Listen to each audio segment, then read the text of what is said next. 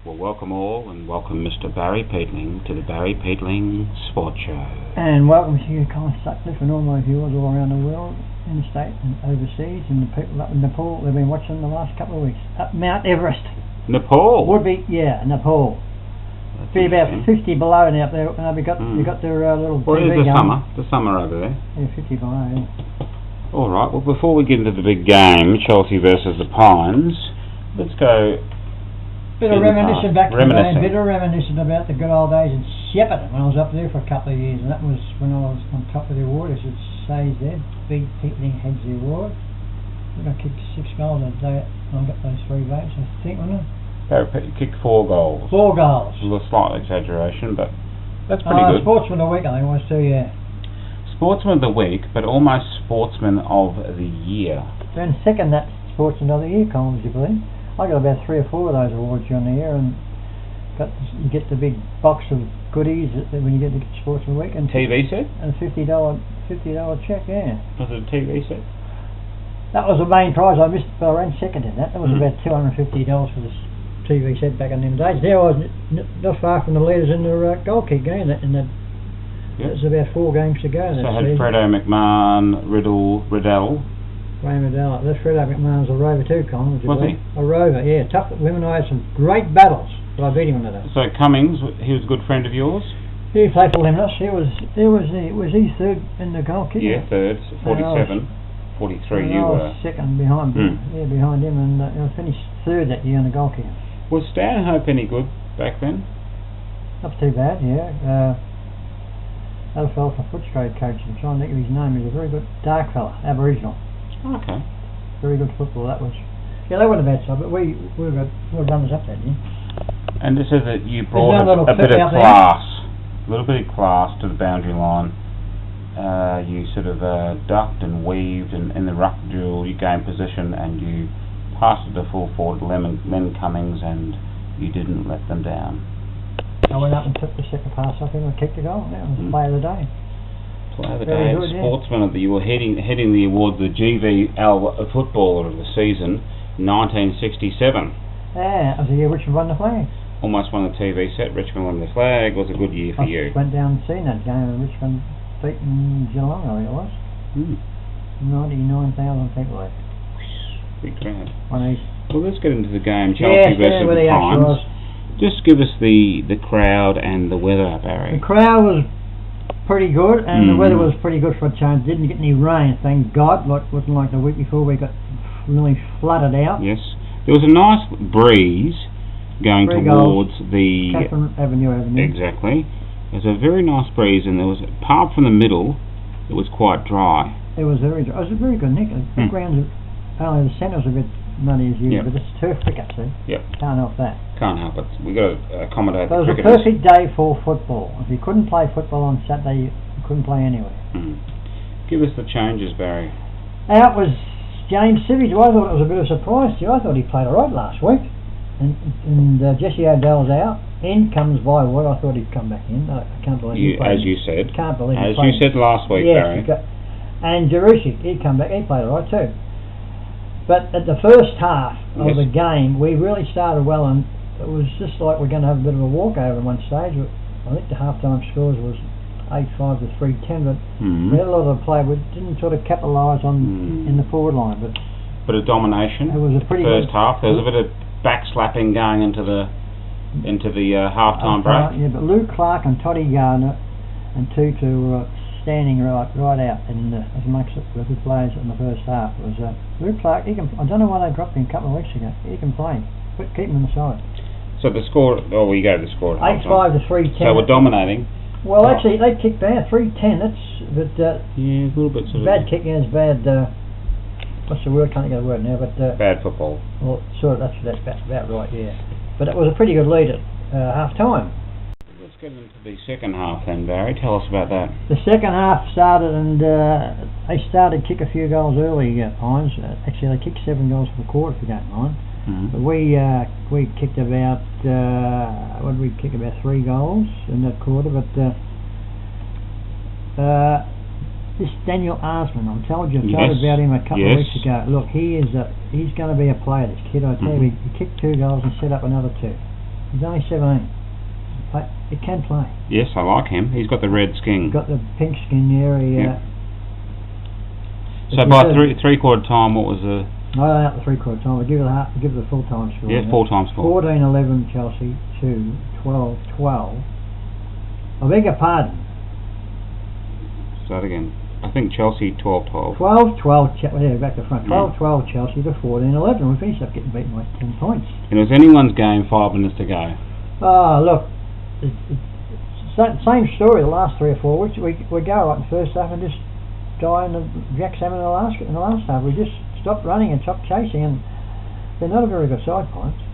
So, just to give you a question without notice, did Chelsea get ahead of themselves? They did at half time, yeah. And they stopped chasing, as I said here, we've written down a little note here, they stopped chasing and they just ran all over us in the last quarter of an hour. With 10 minutes to go, we were 2 goals in front. And I thought we were going to hang on next thing, and bang bang, and the game was over. I mean, it was the middle part of the second quarter. I thought we were going to win by about 12 goals, the way we were playing. But same as a couple of weeks ago, we run out of steam and don't know what's going on down there. It got me amazed what's going on. So there might be some sort of rumbles in the jungle. There's always rumbles in the football clubs when you're not winning. Don't worry about that. But goal kickers. Matty Baxter kicked another 2. Matty Smith, these 2 fellas have kicked 10 goals between the last 2 weeks. Matty Smith 2, Daniel Arsman 2 goals, 2 brilliant goals. He's a good boy, isn't he? Toddy Gardner kicked 1, Thomas kicked 1, Luke Clark 1, and Jaden Addard kicked 1. Okay, consistent player. Now give us the best players, Barry. Best players were 2-2, Arsman, Toddy Gardner, Luke Clark, Jaden Addard, Brad Clark, Matty Gard, and Jason Clark in the first half. Okay. Well, let's get the votes then. 1 vote. 1 vote to 2-2. Very good. All day. 2 votes. 2 votes to Daniel Arsman. Very amazing little players, and 3 votes to the champ, Toddy Gardner again. 27 possession, and he just knocks up and he just keeps getting bashed and gets up. I know these fellas, they complain how he can't play football. They got no brain. Well, I did look at the I did notice the radio was there on the broadcast of the game. I had a quick look at the Big Fatso there. Fatso was there. McAvoy. He's got a special seat in the caravan. That's right. 8 foot wide. It's 8 foot wide. And it's got all padded, and I hear it's got a toilet. It's got a jack underneath so he can get up, so he can't move. Jack and a toilet. Now, I did look at the paper, see the best players, the group of best players for Chelsea. This will be interesting, Carl. Toddy Gardner was not mentioned. That'd be right. They didn't mention him in the record last week either. They've got the first 6 players. So, what's your message? It's a bit like Lewis, the last 10 years about Adrian Lewis. What's your message? Beg your pardon, Anthony Lewis. What do you got to say? Well, I don't know what game you go and watch these people give these votes, because you're off your head, because Toddy Gardner had about 28 possessions. I don't know where you were. What, you're sitting on top of another planet or something? Get a life. Get your eyes tested or something. Or your brain. Get your brain tested. That might be better. So a little bit of a message from Barry there. Who they give the best players to? I'm not sure, but I just checked the paper and I looked at someone. I only saw the last quarter and I saw him do a few good things. So they mentioned Arsman? They mentioned Arsman. He was up there. Well, yeah. Well. And I just thought that he was the admission that like a glaring admission. But I thought, well, at least in the best players. Well, he was the same when Anthony Lewis was playing. Fatso, McAvoy. He had to get 40 kicks and kick 10 goals, then he might get 1 vote. Maybe he get a life, Fatso. Maybe he just likes the fat players. I don't know about that. Maybe. Get a life and get. Your message. Very good. Must have a word next time I see you, mate. Give you a bit of advice about how to pick a footballer's talent, for God's sake. Some strong words then from Barry. That's disgusting. I mean, what is going on? How come he gets a job and he can't see? I think you need to talk to him. Give him a bashing, that's what I'll give him. Wow, some hard-hitting words there, Barry. Give us the highlights. No mucking about here, mate. I'll tell you what. I get my little thing up top here, and I'll pick some all up. Right. Yeah, there was a couple of highlights, and one highlight of the game, but this kid, Daniel Arsman, as I said before, he's going to be a player. He's got no fear, can read the game, and can play the game, and can deliver the ball and take a mark. And he's got everything, and he's 17. I'll give him 2 votes. He's got a big future. I'll give him 2 votes. It's a big rap for a 17-year-old kid to be up with the big guns in the Toddy Gardner, not in a Toddy Gardner class yet, but you tell you what, he might even go past Toddy Gardner in his ability when he gets older. So maybe next year will be his breakout season. Well, he's a bit like Bradley Clark a couple of years ago. He's gone on and. So there's a little bit of a positive with the Clark brothers. Something to talk positive Clark about. brothers, Osman. Luke Clark and Jason Clark and Brad Clark. I mean, they put in every week. There's no mucking about with them. So there's some positives, some homegrown players. Well, we've got to get at least 4 or 5 new players next year. I was talking to Snake. He said something about that too much. We've got to get 4 or 5 good players, and then build around the younger players like the Arsmans and the Toddy Gardners, and there's a couple of other young fellas coming up too. So they only get better once they reach their 20s, that sort of thing. See, he's kicked 2 goals, Daniel Arsman, and he's set up 2 or 3 other goals. 17 years old. I mean, he could play. He could be a potential for VFL, maybe even. Who knows? I mean, he's well ahead of his days in his football brain. I can tell you now. Any other highlights, Barry? No more highlights. That's enough highlights for that game. There's a couple of lowlights. Chelsea just folding up, and of course the coach after the game got really stuck into the players about not putting in and not finishing the game off, and we sort of half right too, because but they're doing it the last 3 or 4 weeks, going right the first half. And that's right. See you later. They get ahead of themselves maybe a little bit. Well, they stopped chasing and stopped running. They're probably not fit enough. I don't know what's going on down there. So some question marks and some questions need to be asked. Is what you're saying off air. Well, they'll remain off air too, but I think there could be some things sort of rumbling in the next few. We'll see, because football clubs they're very good for rumours. Okay. They've all got rumours, and they've all got their own they've got their little groups of get behind. He's no good, you've got to get him. You know, like sort of like old women talking behind their backs and all that stuff. But we'll have to play it by ear, and hopefully it might work out. But that's football. Tell us what's happening next week, Barry. Seaford. We're playing Seaford, and they played a draw with Karingal, didn't they, 2 weeks ago?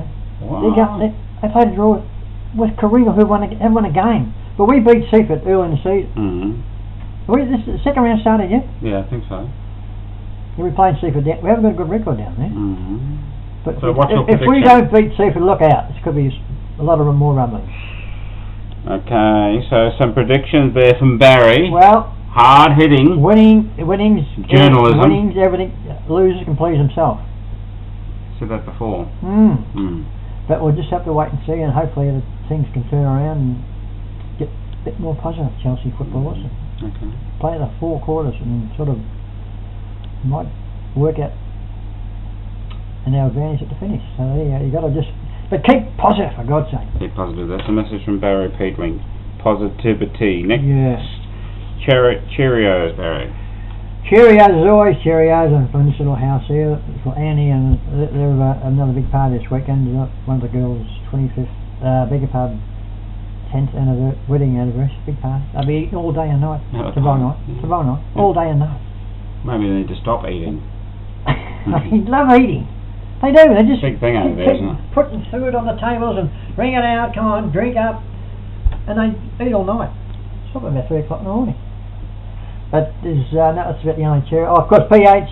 I'll be talking to PH the next couple of days. PH and Sandy and Carlos and Cairns.